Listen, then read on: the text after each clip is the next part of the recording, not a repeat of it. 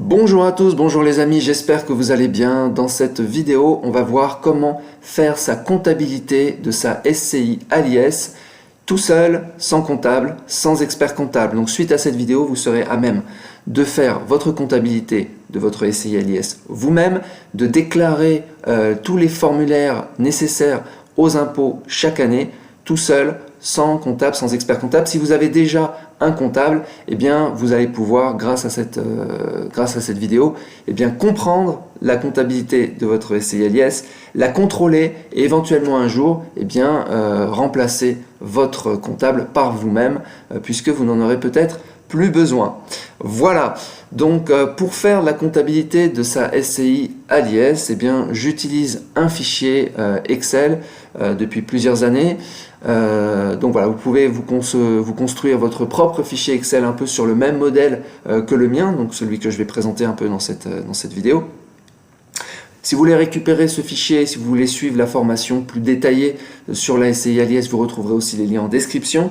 Et puis ici, il y a des corrections à faire sur cette vidéo. Je mettrai aussi les corrections donc en description de la vidéo. Donc n'hésitez pas à aller voir la description de la vidéo pour les liens vers le fichier, vers la formation et aussi faire les corrections. Si vous avez des questions, n'hésitez pas à les mettre en commentaire.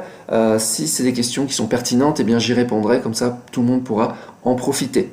Voilà, donc j'utilise un fichier Excel. Donc on va voir dans un premier temps donc comment remplir ce fichier Excel pour avoir le bilan, le compte de résultat, les immobilisations, les amortissements et puis l'impôt sur les sociétés. Et puis dans un deuxième temps, on va voir comment remplir tous les formulaires officiels des impôts qu'on doit remplir chaque année. Voilà, alors sachant que pour remplir les formulaires des impôts, il s'agit simplement de faire un copier-coller du fichier Excel, en fait des valeurs qui sont dans le fichier Excel. Donc ce qui est important, c'est vraiment de suivre et de comprendre comment ces valeurs sont générées, comment ces valeurs sont calculées, et c'est ce qu'on va voir dans cette vidéo. Donc, alors moi j'utilise un fichier avec plusieurs onglets, c'est un fichier que je versionne, donc à chaque fois qu'il y a des évolutions ou des corrections du fichier, eh bien, il y a une nouvelle version, donc j'ai un onglet qui est version. C'est toujours intéressant d'aller voir les anciennes versions. Là on est à la version 0.6 de ce fichier. Voilà, et on va tout de suite aller sur l'onglet, un onglet indispensable, qui est l'onglet journal. Alors l'onglet journal, c'est quoi? C'est simplement les entrées, les dépenses, enfin les recettes, les dépenses, toutes les entrées, toutes les sorties avec les dates. Voilà, donc on met les dates, par exemple, si vous avez reçu un loyer, vous voyez en ligne 5, eh bien je mets, voilà, j'ai reçu un loyer le 1er janvier 2020. Alors là, les dates sont un peu n'importe quoi, mais voilà, 1er janvier 2020, j'ai reçu 750 €. Ici, on pourrait mettre le 1er février 2020, j'ai reçu 750 €, etc. Donc 12 loyers, par exemple, si on a un appartement. Vous mettez dans appartement ici un onglet, moi je mets appartement 1. Ensuite, si vous avez d'autres appartements, vous mettez appartement 2, appartement 3, 4 et 5. Ça permet de faire des filtres. Donc voilà, donc ici moi j'ai des filtres qui sont utiles. Vous mettez ça, vous continuez en fait ce journal chaque année. Donc ça vous permet de filtrer par année. Pourquoi c'est important? Parce qu'à la fin de l'année, en fait, vous allez filtrer sur l'année en cours, sur l'exercice en cours pour pouvoir déclarer les formulaires de l'exercice de l'année considérée. Donc ici, j'ai mis uniquement pour ce fichier l'année 2020. Type de frais, donc ça c'est type de frais, en fait c'est type de recette ou type de dépense. C'est donc loyer, par exemple, CFE, taxe foncière, amortissement. Donc là vous mettez ce que vous voulez, enfin vous mettez un nom pertinent pour vous concernant les recettes et les dépenses. Charges de copropriété, si vous avez acheté des choses, charges spot électrique, etc. Donc moi j'aime bien mettre charge, quelque chose ou charge pour bien mentionner que c'est une charge. Vous allez voir que c'est utile par la suite. Ensuite, un code identifiant. Ici, simplement, c'est un compteur qui permet d'identifier les entrées dans le journal. Voilà, donc 1, 2, 3, 4, 5, donc ça s'incrémente en fait. Et puis vous continuez, voilà, 19, 20, 21, etc. Le code journal, ça c'est un élément important, donc c'est pas un élément à changer. Quand c'est de l'assurance, vous mettez ASS, quand c'est de l'amortissement, alors on va revenir sur l'amortissement. Quand c'est loyer, vous mettez LO.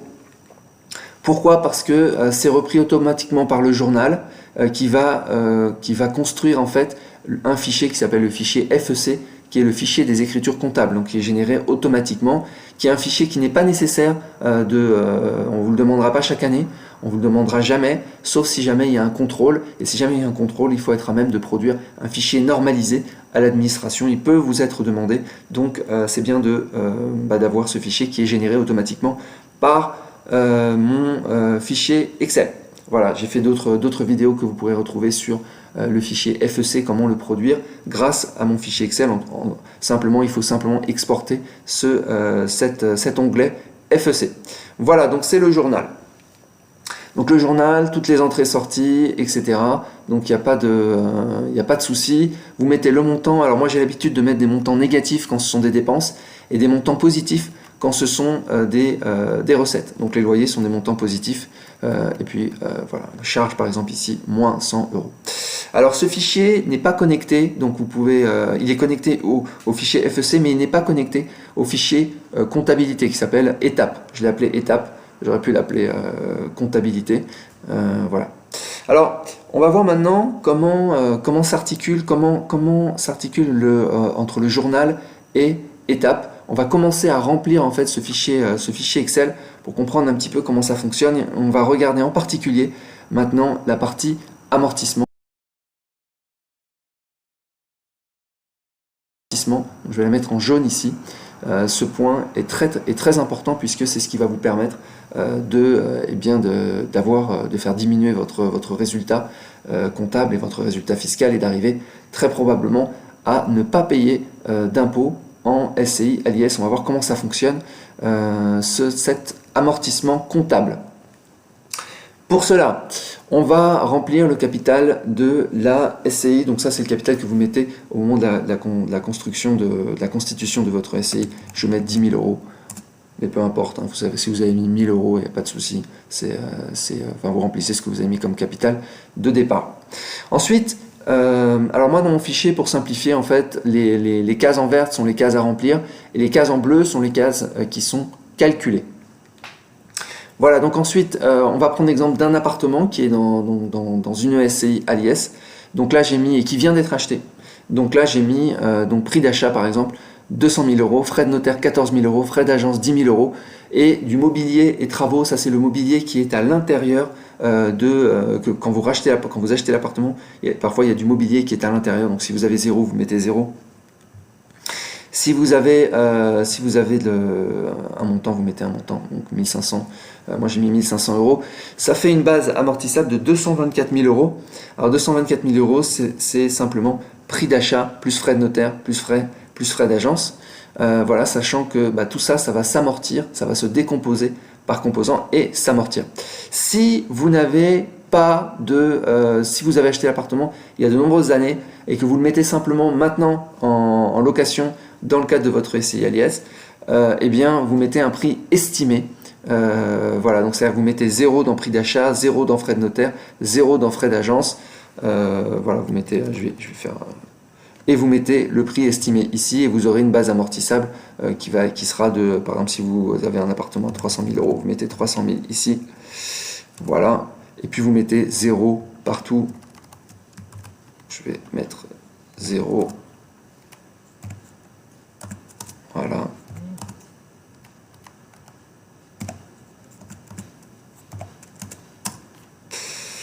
zéro, 0.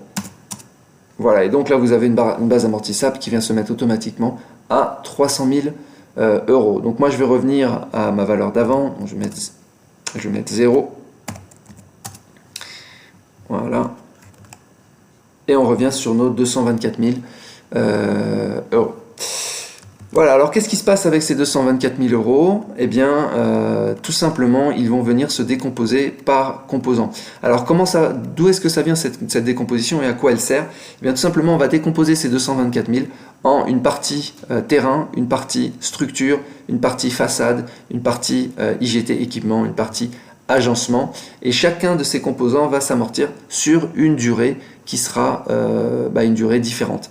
Voilà, donc vous avez ici, vous avez le texte de loi qui va vous permettre simplement d'aller, voilà,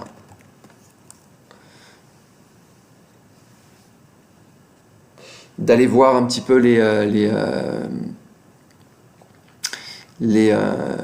décompositions par composant. Donc vous avez toutes les valeurs autorisées, donc en termes de durée, en termes de code-part. Donc voilà, donc là vous êtes sur des logements, si vous louez des logements dans votre SCI à l'IS, ce sont ces deux cases là, voilà, logements, qui font référence. C'est le seul texte de loi concernant donc les fourchettes autorisées pour les durées et les codes-parts. Donc par exemple ici, le gros œuvre, vous voyez, c'est 40 à 50 ans. Donc si je reviens sur mon fichier, vous voyez, moi je l'ai mis à 50 ans. Donc plus vous avez des durées d'amortissement courtes, et plus vous allez amortir de façon rapide. Alors l'amortissement c'est quoi, hein, j'ai peut-être pas dit. L'amortissement c'est simplement un montant qui va matérialiser un petit peu la dépréciation de votre appartement au travers du temps. Voilà, donc chaque année ça va vous permettre de déduire un petit peu comme des charges, de déduire un montant de votre résultat. Et ce montant est très important puisque vous voyez que par exemple ici, pour cet appartement, on a 6 636 € à amortir chaque année. C'est comme si vous aviez une charge de 6 636 € et c'est ça qui va vous permettre eh bien quand vous allez faire loyer, moins les charges, moins les taxes, et puis vous allez rajouter moins les appartements, moins les amortissements, pardon, et bien vous allez obtenir un résultat qui va être potentiellement négatif. Voilà, donc on va voir tout ça, on va voir comment ça se met en musique. Voilà, donc les codes-parts et les durées d'amortissement donc qui sont dans les fourchettes, donc vérifiez bien que c'est dans les fourchettes, vous pouvez modifier bien sûr ces valeurs. Il y a certaines jurisprudences dans certaines villes comme Paris où le terrain peut avoir une valeur qui est supérieure à 15%. En général pour Paris on met 30%. Pour d'autres, si vous êtes dans des petites villes, dans des petits villages, ça peut être en dessous de 15%. Donc il y a une méthode pour évaluer le terrain. Vous retrouverez ça pareil dans d'autres vidéos que j'ai faites sur ma chaîne, donc n'hésitez pas à aller sur ma chaîne. Vous trouverez comment évaluer les différentes méthodes autorisées pour évaluer le terrain. Mais il y a une valeur, disons, plus ou moins standard, qui est une valeur de 15% que j'ai mise ici pour cet appartement. Voilà. Et puis vous retrouvez ici le mobilier de travaux, donc 1 500 € qui vont s'amortir sur 10 ans. Alors qu'est-ce que ça veut dire 1 500 € qui s'amortissent sur 10 ans? Ça veut dire que chaque année, il va y avoir 150 € à déduire du résultat. Voilà, tout simplement. Donc là, on a juste à remplir donc ces codes-parts et ces durées d'amortissement. Et comme par magie, eh bien, le tableau d'amortissement va se calculer automatiquement. Donc chaque composant sur chaque année. Alors j'ai oublié de montrer que eh bien, ici, on va amortir depuis une certaine date. Voilà, donc là j'ai fait comme si la date du premier exercice était du 1er janvier 2020, donc le premier exercice est du 1er janvier 2020 au 31 décembre 2020. C'est toujours jusqu'au 31 décembre. Si vous démarrez en cours d'année, il va y avoir des prorata qui vont se calculer. Donc par exemple, si vous commencez au 1er juin, eh bien vous mettez 1er juin et vous voyez ici le fichier a automatiquement calculé un prorata et les amortissements vont être aussi proratisés. Voilà, donc je vais remettre au premier, faire une année pleine pour que ce soit plus simple, donc un prorata de 1. Voilà, et donc on a la première année qui est l'année 2020. Voilà, donc ici vous voyez, sur ce tableau d'amortissement, vous avez 2020, 2021, 2022, 2026, jusqu'en 2000, j'ai mis jusqu'en 2070. Voilà, et donc ça va calculer automatiquement les amortissements chaque année. Donc par exemple, si on prend la façade qui donc est 15% sur 40 ans, et bien la façade, ici on va la retrouver dans cette colonne, la colonne C, et on voit que 15% de 224 000, et bien sur 40 ans, et bien ça fait 840 € par an sur 40 ans. Vous voyez, donc pendant 40 ans, on va pouvoir déduire 840 €, donc jusqu'en 2059. Voilà, de 2020 à 2059. Et ensuite, il n'y aura plus d'amortissement sur la façade. Voilà. L'agencement, lui, on voit qu'il est amortissable sur 15 ans, ici. Donc on voit ici, vous voyez, ça représente 15% sur 15 ans, ça représente 2240 qu'on a pendant 15 ans, donc jusqu'en 2034, de 2020 à 2034, et ensuite on a 0. Voilà, donc c'est un amortissement qui est donc linéaire par composant. Donc chaque composant, on divise par le nombre d'années, et donc ça donne quelque chose comme ça. On va avoir ici le mobilier qui lui s'amortit séparément. Donc là pareil, c'est un point assez important concernant l'amortissement des mobiliers, des travaux qu'on va faire, qu'on peut faire aussi dans le futur, puisque peut-être qu'après la deuxième, troisième année, vous allez acheter par exemple, je sais pas, un lit, une télévision, quelque chose qui vaut assez cher, et donc qui va devoir être amorti à partir d'un certain montant. Et bien à partir de 600 € TTC, on doit amortir, donc ça va s'amortir sur un certain nombre d'années. Pour le nombre d'années auxquelles on doit amortir, est-ce que je dois amortir sur 5 ans, 10 ans, 15 ans, 8 ans, etc. Ça c'est un point que j'aborde aussi dans la formation, et on a ici la possibilité automatiquement dans le fichier de remplir s'il y a de nouveaux éléments à amortir qu'on achète, ou si on fait des travaux de peinture, quoi que ce soit, on peut ajouter ici tous les travaux qui sont au-dessus de 600 € TTC, et ils vont s'amortir depuis la date d'amortissement. Donc voilà, tout est calculé automatiquement. Voilà, donc on retrouvera ça donc dans la partie ici travaux mobiliers, et ce qui est intéressant, c'est de voir cette case ici que je vais mettre en jaune, qui est le total amortissement. Donc total amortissement, c'est quoi? C'est l'amortissement donc de la base amortissable qui a été décomposée. Donc c'est les 224 000 qui ont été décomposés, et donc on fait la somme, donc structure, façade, équipement, agencement, etc. plus toutes les autres, ce qu'on appelle toutes les autres immobilisations qui ont été amorties, c'est-à-dire tous les travaux et les mobiliers que vous allez pouvoir faire dans les années, sur l'année 2020, si vous en avez fait. Voilà. Plus évidemment, plus ce dont on a parlé, les 1500 €, c'est-à-dire les travaux et mobiliers qui ont été achetés durant, qui ont été au moment de l'achat, qui font partie de l'acte d'achat. Voilà, donc tout ça va s'amortir, va se combiner et faire un total amortissement ici qui est 6366. Voilà. Donc une fois qu'on a fait ça, je dirais qu'on a fait une bonne partie, puisqu'on a bien compris la décomposition par composant, on a bien compris les amortissements sur chaque année, et puis on a bien compris qu'il y avait un total amortissement, et donc on peut le calculer. Alors on voit que durant les 15 premières années, il vaut 6366, et puis ensuite il va diminuer, vous voyez, 6216, puis 3976, puis 2636, puis 1792, puis 0. 0 parce qu'à un moment donné, en 2110, voilà, on aura tout amorti. Après donc 50 ans, il n'y aura plus rien à amortir. Donc voilà. Donc ça c'est le concept d'amortissement. Vous pouvez le voir un petit peu comme une dépréciation, une charge de dépréciation qu'on peut défalquer de son résultat chaque année. Voilà. Alors un autre concept important à comprendre, c'est le concept d'immobilisation. Alors les immobilisations, c'est quoi? Bon, pour faire simple, c'est le prix de l'appartement. Voilà, votre immobilisation, c'est votre appartement, c'est vos 224 000 €. Et vos immobilisations, eh bien, elles vont être pareilles, décomposées en construction, terrain, équipement, agencement, etc. Donc sur chacun des composants. Voilà, et donc ce qui va se passer, c'est que vous avez deux types d'immobilisation. Vous avez les immobilisations brutes et les immobilisations nettes. Les immobilisations brutes, elles ne changent pas, ça sera toujours la valeur de votre appartement. Et les immobilisations nettes, on prend en compte la dépréciation. Donc on va prendre en compte les amortissements, donc on va faire simplement le prix de l'appartement moins les amortissements, et chaque année on va rajouter, on va accumuler les amortissements. Donc les immobilisations nettes vont diminuer chaque année. Donc vous voyez, à partir de la première année, les immobilisations nettes, on passe de 224 000 à 219 000, puis 212 000, puis 206 000, puis 200 000. C'est-à-dire on enlève à chaque fois les amortissements qui étaient de 6 000, qui sont au début de 6 366. Voilà, donc la valeur de l'appartement, la valeur comptable, va diminuer. Donc voilà, donc elle diminue. Vous voyez, c'est la colonne R. jusqu'à aller jusqu'à 33 600, c'est-à-dire elle n'arrive pas à zéro. Pourquoi? Parce qu'il reste le terrain à la fin qui lui n'est pas amortissable. Voilà, vous voyez le terrain ici qui représente 15% n'a pas été amorti parce qu'il n'est pas amortissable.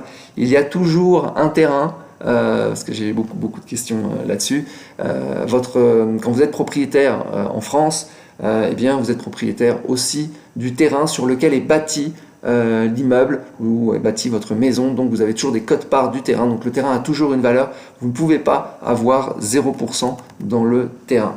Voilà, valeur standard, comme je vous l'ai dit, en général c'est 10 à 15%, après il faut faire attention dans les grandes villes, il y a parfois des jurisprudences. Voilà, donc ça c'est l'échéancier qui est calculé automatiquement, donc par année. Voilà, donc normalement il n'y a rien à faire, il n'y a rien à corriger, il n'y a rien à modifier, sauf cas exceptionnel évidemment, mais normalement tout est calculé automatiquement. Donc je reviens pour finir sur si vous avez des travaux conséquents ou bien des achats importants, eh bien vous pouvez les mettre ici. Par exemple ici j'ai mis une télévision, allez on va mettre une télévision à 1000 € que vous avez acheté le 1er juillet 2020 que vous amortissez sur 10 ans. Vous voyez, il a calculé le prorata automatiquement de 0,5 et il a calculé automatiquement ici les immobilisations et l'amortissement donc de 100 € par année. Mais comme on commence le 1er juillet, ça fait une demi-année, donc la première année, il y a seulement 50 € à amortir. Donc vous voyez, tout se calcule automatiquement. Voilà. Si vous le faites vous-même, vous allez devoir donc faire vous-même et faire les calculs vous-même de prorata et ajouter tout bien comme il faut dans votre échéancier qui va à la fin ressembler à celui-ci. Voilà, donc là on a fait, je dirais, une grosse étape préparatoire. Maintenant, on va parler du compte de résultat. Et puis on va commencer à remplir un petit peu les formulaires. Vous allez voir que avec le travail qu'on a fait sur les immobilisations et les amortissements, ça va être très facile. Alors, sur le fichier, en fait, ça fait la comptabilité sur 2 années consécutives. Donc ici, 2020 et 2021. Alors, 2021 n'est pas encore terminé, évidemment. Mais enfin, en tout cas, vous n'avez pas forcément... Enfin, là, on fait l'année en cours, hein, donc c'est l'année 2020. Maintenant, ce qui importe, pourquoi ça fait sur 2 années consécutives sur le fichier, c'est parce que ça permet de voir en fait comment on passe de l'un à l'autre, comment les déficits d'une année sont utilisés pour l'année suivante. Voilà, donc ça permet de voir comment on passe d'une année sur l'autre. Alors, le fichier c'est assez simple. Ici, on met l'année de début d'activité, enfin en tout cas on met la date de début d'activité, donc ça calcule automatiquement l'année de début d'activité. Ça, on ne le changera jamais puisque l'activité démarre à un moment donné. Par contre, ce qu'on va changer, c'est l'année d'exercice. Donc ici, je suis sur l'année 2020. Le jour où vous voulez déclarer l'année 2023, vous mettez juste 2023 et il suffira juste de reporter les valeurs des années précédentes correctement, et c'est vraiment assez facile, c'est vraiment facile. Pareil, j'ai fait une vidéo que vous retrouvez aussi dans la formation pour expliquer comment faire la 3e, la 4e, la 5e année. C'est vraiment très facile. Donc ici, je vais remettre la valeur qui était précédemment, donc 2020. Voilà, donc 2020, on a donc loyer. Alors ici, on va mettre les valeurs. Donc loyer, donc 9000 €. Donc d'où ça vient? Eh bien tout simplement, avec votre journal, vous allez simplement faire la somme des loyers. Donc j'ai même pas besoin de filtrer puisque j'ai mis tous mes loyers qui sont ici. Et vous voyez en bas, il y a écrit simplement 9000. Donc vous reportez la valeur 9000 €. Pour les charges, vous faites pareil. Alors moi j'aime bien, je peux tout à fait sélectionner uniquement les charges. Alors, voilà, je tape charge. Je vais sélectionner uniquement les charges. Pareil, je sélectionne. Alors, il faut sélectionner l'année aussi, hein. Bon, ici, j'ai mis que 2020 sur ce fichier Excel. Mais sinon, si vous avez sur plusieurs années, il faut filtrer sur l'année aussi. Donc là, pareil, j'ai sélectionné donc, les valeurs des charges. J'ai 500 € de charges. Donc, vous voyez ici la somme en bas, moins 500 €. Donc, vous avez juste à reporter 500, moins 500 € ici. Vous faites pareil pour les taxes. Donc, les taxes, hein, c'est quoi? C'est CFE, c'est taxe foncière et éventuellement la taxe d'habitation si c'est vous qui la payez et pas votre locataire. Donc ça, c'est important. Pour les charges, Il y a énormément de charges, en fait c'est toutes les charges qui sont liées à l'activité. Donc je mettrai en description, vous pouvez aller récupérer mon fichier charges que je maintiens depuis de nombreuses années. Il contient plus de 80 types de charges. Donc on va retrouver évidemment dans ces charges les charges de copropriété, mais on va retrouver aussi tous les petits travaux que vous allez faire, les assurances, etc. etc. Vous retrouverez donc tout le détail de toutes les charges possibles, des frais de transport, bref. Donc toutes les charges possibles, vous les retrouverez donc en description de la vidéo, vous les retrouvez aussi dans la formation. C'est un fichier qui est gratuit, qui est téléchargeable, donc je mettrai un lien en description. Voilà, donc vous retrouverez ici les intérêts d'emprunt. Donc si vous avez un emprunt, que vous avez des intérêts d'emprunt, donc ça c'est des intérêts d'emprunt payés sur toute l'année 2020. Donc c'est pour ça que bon voilà, quand on fait sa comptabilité, en général on l'a fait quand l'année est terminée. Donc on l'a fait début 2021 où on a toutes les valeurs. Si on l'a fait en cours d'année, on n'a pas, il y a des valeurs qui vont évidemment manquer. Voilà, donc ça c'est donc ces 4 valeurs. Donc voilà, donc ce qui se passe ensuite, et puis alors vous voyez ici la dotation aux amortissements, elle a été automatiquement calculée. Donc ça c'est l'amortissement, vous vous souvenez des 6366, c'était le total amortissement qu'on avait sur la ligne qui était ici, voilà, qui sont venus automatiquement se mettre eh bien ici. Voilà, donc c'est pour ça que c'est une case qui est en bleu puisqu'elle est calculée. Alors ce qui est intéressant, c'est de regarder la partie donc résultat, donc ensuite les résultats comptables, résultat fiscal. On voit le résultat comptable, c'est quoi? C'est simplement les loyers moins les charges, moins les taxes, moins les intérêts d'emprunt.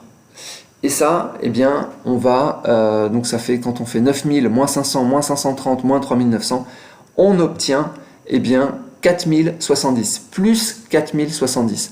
Donc c'est-à-dire, avant d'imputer les amortissements, eh bien, on a un résultat positif. Ça veut dire que si on restait là et qu'on n'avait pas d'amortissement, eh bien, ça veut dire qu'on paierait de l'impôt sur les sociétés sur un résultat de 4070 €. Mais ce qui va se passer,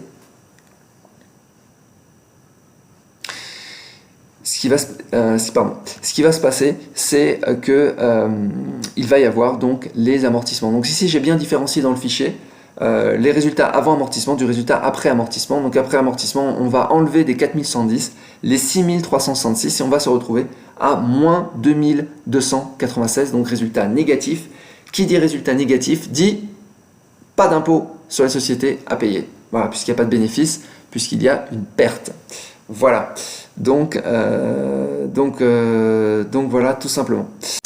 Voilà, donc on a un déficit de 2296 €, donc une perte de 2296 €, qui va se reporter sur l'année suivante. Donc là, sur mon fichier, c'est l'année 2021.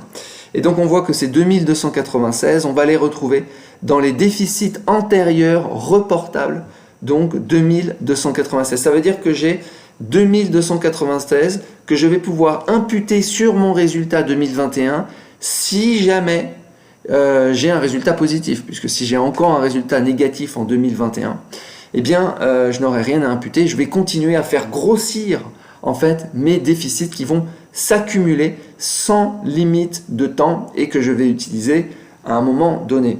Alors ce qui est intéressant avec ce fichier, c'est qu'on peut faire des simulations et on peut voir en fait que globalement sur cet appartement en particulier, eh bien je vais avoir pendant de nombreuses années, 10 à 15 ans, je vais avoir des déficits et puis je vais commencer à utiliser mes déficits dans 10 à 15 ans. Voilà, donc je peux regarder exactement à quelle année je vais commencer à utiliser mes déficits et pendant combien d'années. Et donc je peux déterminer dans combien de temps je vais commencer à payer des impôts et combien. Voilà, donc c'est possible, c'est quand même très très sympa. Ça permet, donc ce fichier permet de faire ce genre de choses, de répondre à ces questions, puisque on voit en fait eh bien, le total amortissement, on voit comment il va être utilisé, comment il va être déterminé, calculé chaque année, comment il va être réduit. Donc on voit que dans 15 ans, il est vraiment réduit. Donc on va voir que naturellement, eh bien, on va repasser en résultat positif dans à peu près une quinzaine d'années. Donc on peut faire des simulations. Voilà. Donc ici, si je regarde sur l'année 2021, donc si j'ai mis 12 000 € de loyer, donc supérieur au loyer de l'année précédente, on obtient un résultat comptable avant amortissement de 7 070. Le résultat comptable après amortissement, il est positif, donc de 700 €. C'est parce que j'ai mis en fait un loyer à 12 000. Si j'avais mis un loyer à 9 000, vous voyez, le résultat aurait été comme l'année précédente, il aurait été de moins 2296.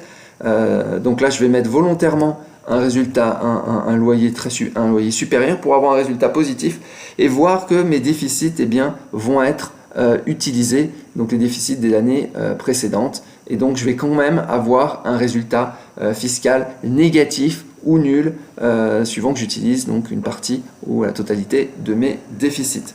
Voilà, donc c'est un peu la magie de la SCI à l'IS, c'est d'utiliser les amortissements et pour avoir un résultat qui est négatif ou nul, ou en tout cas de réduire son résultat. Et puis chaque année, on va pouvoir reporter ce déficit d'année en année.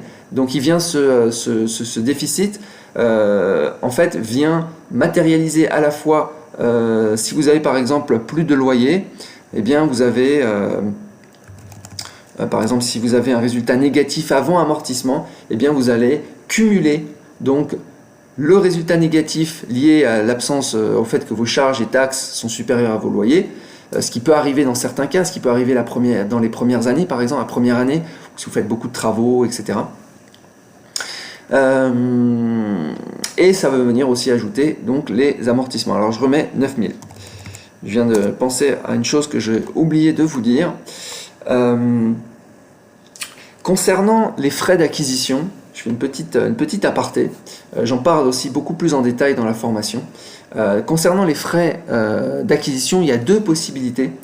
Soit en fait on les met dans la base amortissable comme ce que j'ai présenté depuis le début. Ça veut dire qu'ils vont s'amortir avec le prix de l'appartement, donc c'est comme un package qui va venir s'amortir, ou bien on peut les traiter séparément.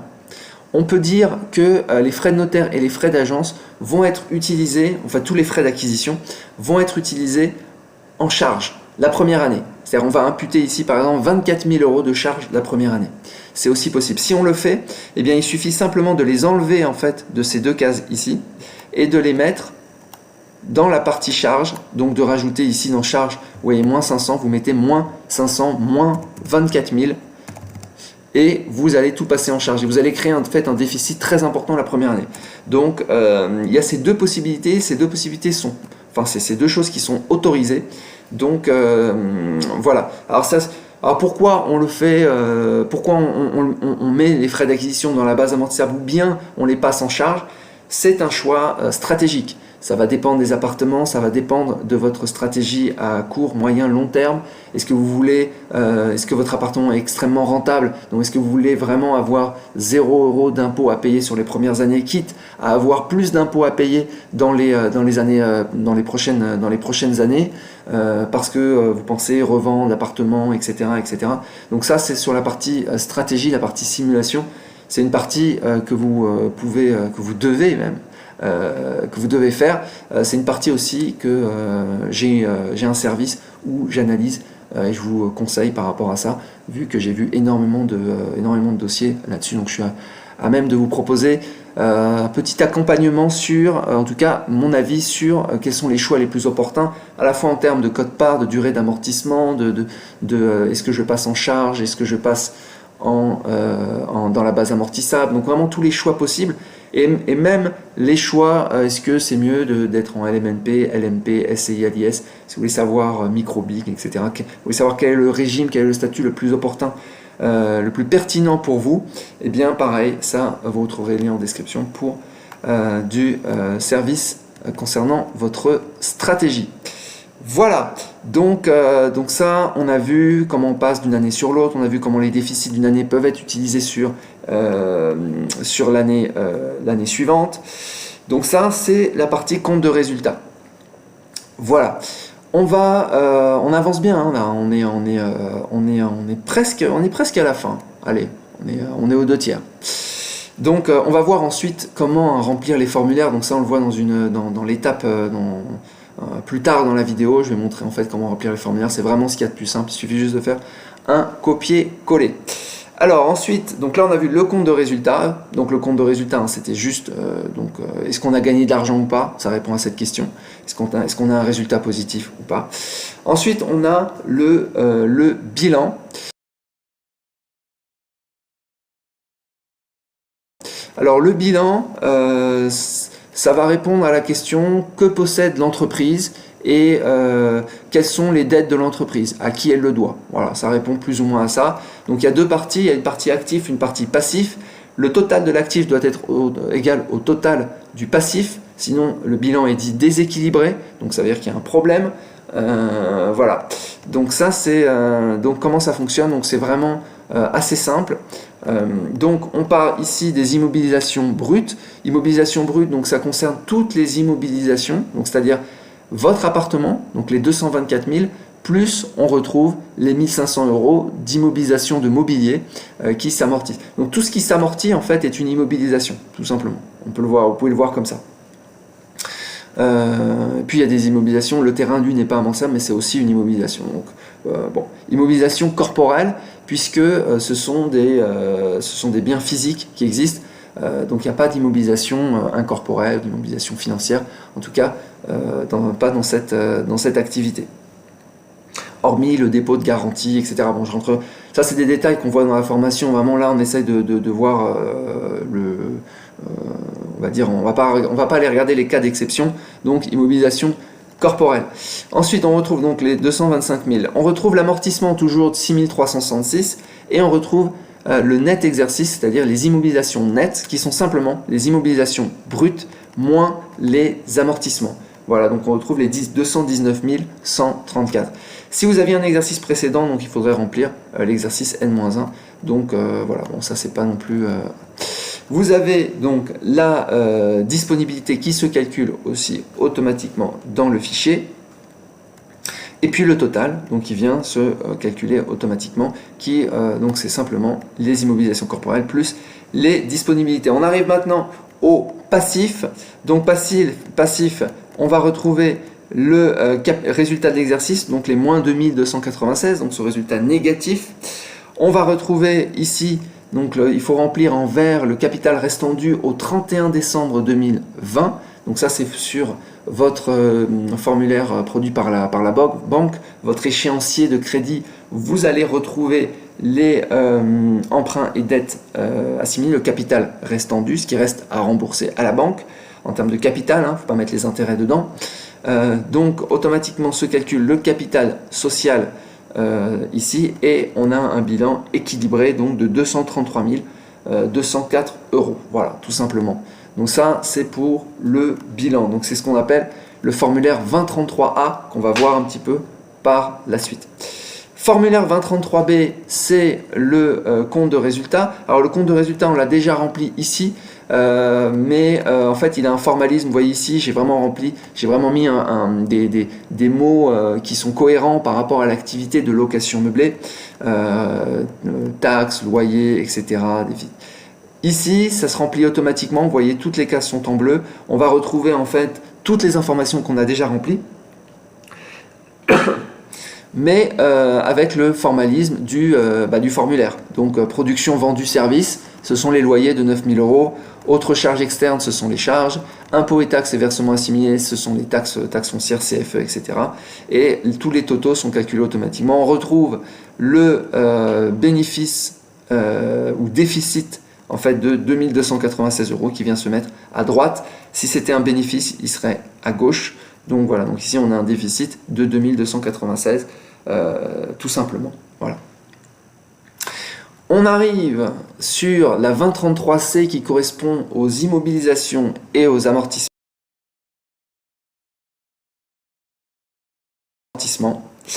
Alors, immobilisation et amortissement. Donc, immobilisation, donc ça correspond simplement toujours aux 225 000 €, mais il faut les remplir ici dans la partie augmentation la première année, puisqu'on va augmenter les immobilisations. En fait, elles arrivent durant l'exercice et elles sont décomposées sur chacun des composants. On retrouve ici nos composants. Parce qu'on pourrait se dire, mais tiens, on n'a pas utilisé nos composants. Non, non, ils sont bien utilisés ici. Donc, construction, installation technique, installation générale, agencement, autre immobilisation corporelle. Donc ici, voilà. Donc on retrouve tout ici correctement ventilé et le total. Voilà. L'année suivante, en fait, on va avoir pour l'année 2021, donc l'année suivante, bah, ça va être les immobilisations brutes ne vont pas changer à moins que vous ajoutiez un appartement. Et vous les retrouverez non pas dans augmentation, vous les retrouverez dans début d'exercice, puisque les immobilisations donc, de fin d'exercice, eh bien on les retrouve dans les immobilisations de début d'exercice de l'année suivante. Voilà. Donc ça se calcule pareil automatiquement.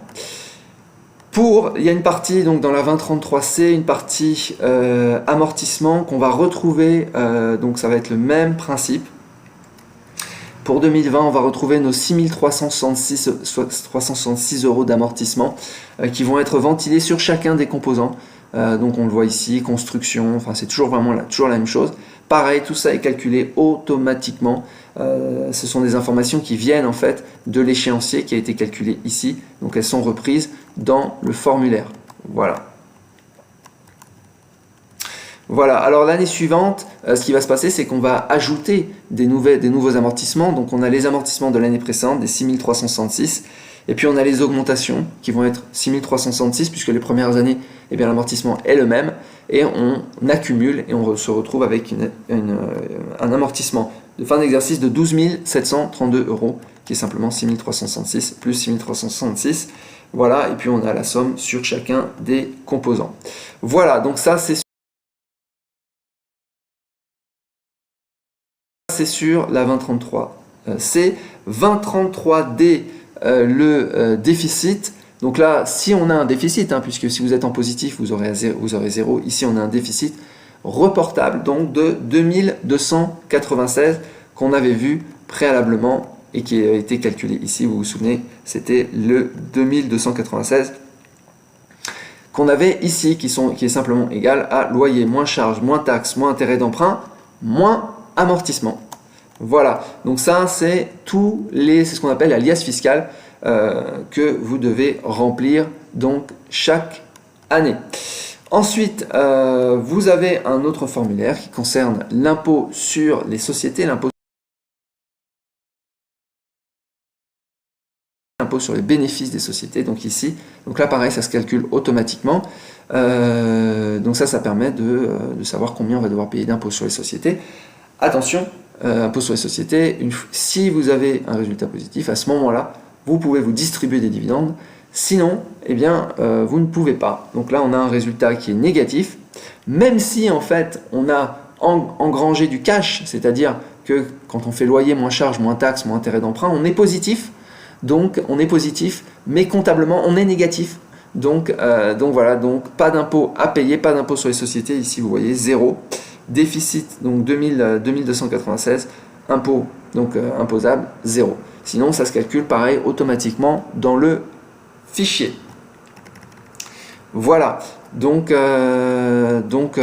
simplement, l'élément le plus important, bien sûr, c'est le résultat fiscal, ici, qui a été déterminé préalablement dans le compte de résultat.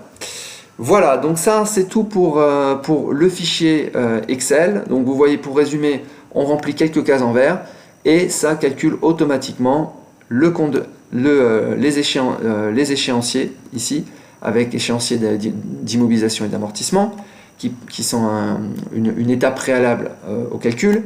Et puis on a ensuite le compte de résultat en remplissant les cases en vert. Ensuite on a le bilan. Ensuite on a le compte de résultat au formulaire donc 2033B. Ensuite, on a le formulaire 2033C avec les immobilisations, les amortissements, puis les déficits qui sont dans le formulaire 2033D et l'impôt sur les sociétés qui est dans le formulaire 2065-SD.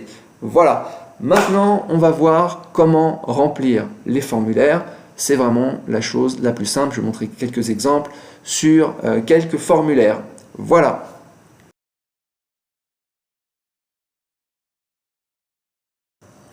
Alors on va aller voir comment remplir maintenant les formulaires en ligne des impôts, puisque c'est quand même ça l'objectif, être à même de remplir soi-même les formulaires.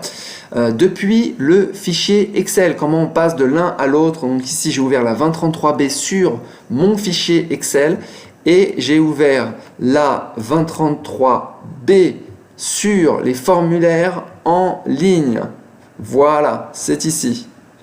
Donc voilà, sur votre espace professionnel, ici 2033B, vous voyez en haut à droite. Alors comment on fait pour remplir? Eh bien c'est assez simple, on reprend les valeurs et on met les mêmes valeurs. Donc production, vendu, service, on regarde les libellés, les labels des noms qui sont sur la colonne A, production, vendu, service. On recherche production, vendue, elle est là, service, ce sont les loyers. Et vous mettez la valeur 9000, vous pouvez faire un copier-coller directement. Autre charge externe, pareil, donc vous faites copier. Vous allez rechercher autre charge externe, vous le trouvez ici et vous collez la valeur. Vous voyez, si je mets 0 et que je colle, voilà. Les totaux sont calculés automatiquement, hein. Donc ça vous permet de vérifier. Donc vous faites la même chose avec les impôts et taxes assimilés, 530. Ils sont ici.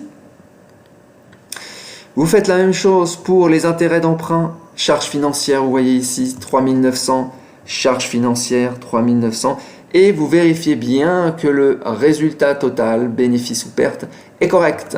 Et on voit qu'ici c'est 2296, donc il est bien en déficit, donc c'est correct. Voilà, donc c'est comme ça qu'on remplit. Je vais vous montrer un petit peu la 2033A. C'est vraiment là, le même principe pour tous les formulaires, sachant que voilà, si vous voulez, dans la formation, je passe en revue en détail chacun des formulaires, chacune des cases, mais c'est vraiment le même principe sur chacun des formulaires. Donc 2033A, actif-passif, on remplit de la même manière. Donc immobilisation brute 225 000, immobilisation corporelle 225 500, donc elles étaient ici, vous voyez, immobilisation corporelle. Amortissement, on le met juste à côté, 6366, il est ici. Et le formulaire des impôts calcule automatiquement les immobilisations nettes, 219 134, vous vérifiez que vous avez bien la même valeur, voilà, donc c'est correct. Vous faites la même chose pour les disponibilités, 14 070, vous vérifiez le total de l'actif, 233 204, c'est correct. Vous faites la même chose pour le passif, donc on voit capital social ou individuel, 85 500, 85 500. Résultat de l'exercice, vous voyez, hein, les noms sont ici, hein, résultat d'exercice, vous avez juste à chercher, résultat de l'exercice, il est ici, moins 2287, etc., etc. Vous mettez emprunt et dette assimilée, qui est ici, avec le nom qui est bien ici, et vous avez un total bilan 233 204. Vous voyez, c'est vraiment très simple de passer du fichier Excel au formulaire. Donc vous avez juste à mettre les valeurs, vous pouvez les écrire manuellement, hein, donc 150 000, ou vous pouvez copier-coller depuis le fichier. Voilà. Alors si je mets par exemple 100 000, vous voyez, ça recalcule automatiquement. Vous voyez, le total va changer. Voilà, vous voyez, le total a changé ici. Donc ça vous permet de contrôler que c'est correct, c'est cohérent avec le fichier Excel. Je remets 150 000.